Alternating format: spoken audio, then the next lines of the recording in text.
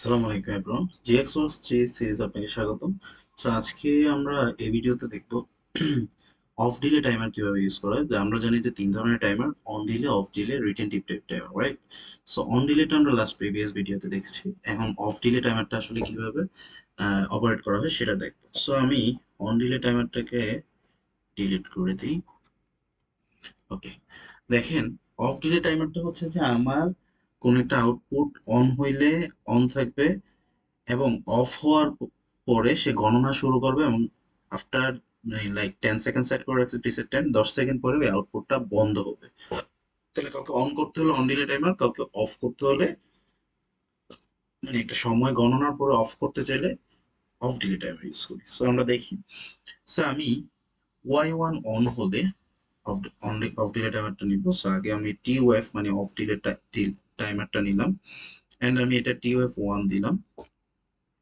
আমার এই টাইমারটা অন হবে এলডি যখন আমার Y1 অন হবে। সো আমি এলডি Y1 দিলাম, অ্যান্ড প্রিসেট টাইম দিলাম লাইক 10 সেকেন্ড। আমি টি hash 10 second,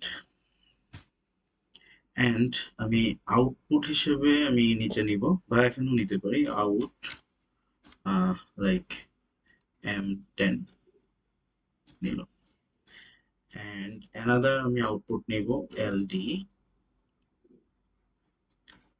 TUN, sorry TUF of delay timer, then dot output দিব না। সো কিউ, ওকে, দেন আমি একটা আউটপুট অন করলাম লাইক Y2। ওকে, সো আমরা একটা দেখি কিভাবে। সো আমি কনভার্ট করলাম, then start simulation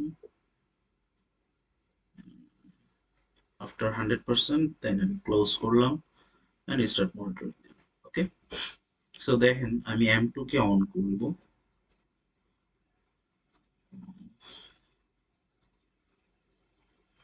okay, debug modify M2 on, সাথে সাথে কিন্তু এটা অফ অন হয়ে আছে আমার আউটপুট গুলো, রাইট? তাহলে আমি যখন Y1 কে অফ অফ করব,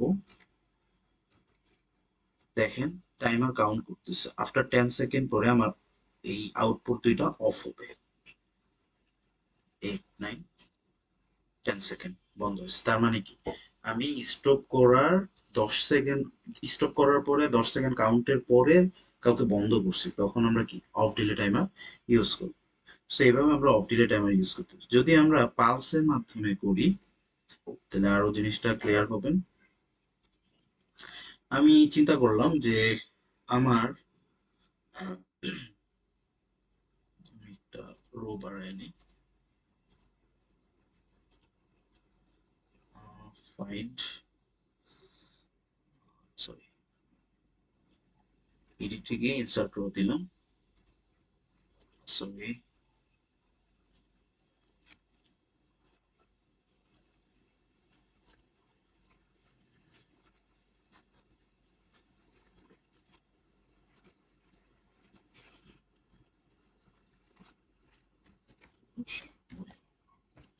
আচ্ছা, আমি চাচ্ছি যে আমার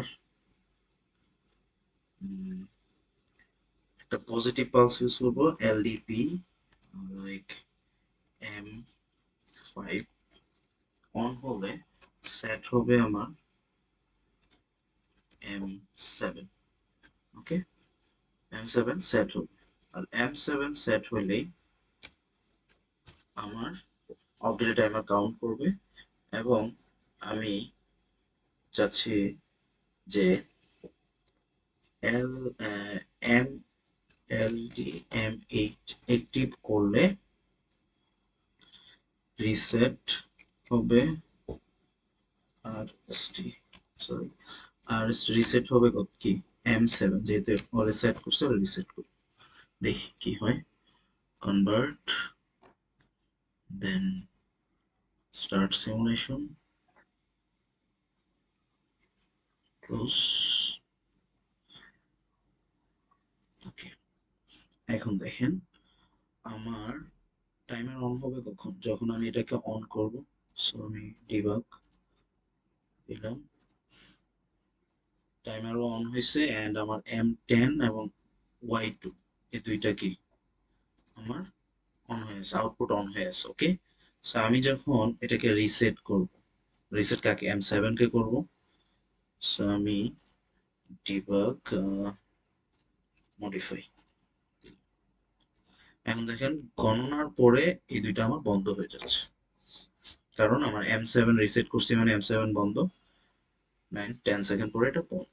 আসলে এটা রিয়েল ফিল্ডে কিভাবে কোথায় ইউজ করা হয়, সাপোজ ধরেন যে আপনার ইন্ডাস্ট্রিতে আজকে সকালে এসে ইন্ডাস্ট্রি সুইচ অন করলেন, ইন্ডাস্ট্রি কাজ করতেছে, প্রসেস চলতেছে, মেশিন চলতেছে, ওই এনভায়রনমেন্টে আপনি সাপোজ একটা ব্লোয়ার ফ্যান ইউজ করছেন, যে টেম্পারেচার ওই জায়গায় যেটা ইনক্রিজ হচ্ছে এই টেম্পারেচারটা রিলিজ করার জন্য, বাইরে বের করার জন্য আপনি একটা ব্লোয়ার ফ্যান চালাচ্ছেন।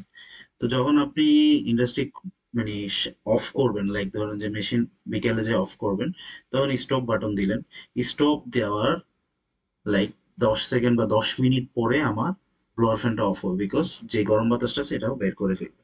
তখন আপনি ইন্ডাস্ট্রি স্টপ বাটনটা প্রেস করলে আমার টাইমারটা কি হবে, টাইম কাউন্ট করা শুরু হবে এবং 10 মিনিট বা 10 সেকেন্ড বা একটা সময়ের পরে যায় আপনার ব্লোয়ার ফ্যানের আউটপুটটা বন্ধ হয়ে যাবে। That's it. সেই সব পারপাসে আমরা অফ ডিলে টাইমারটা ইউজ করে থাকি।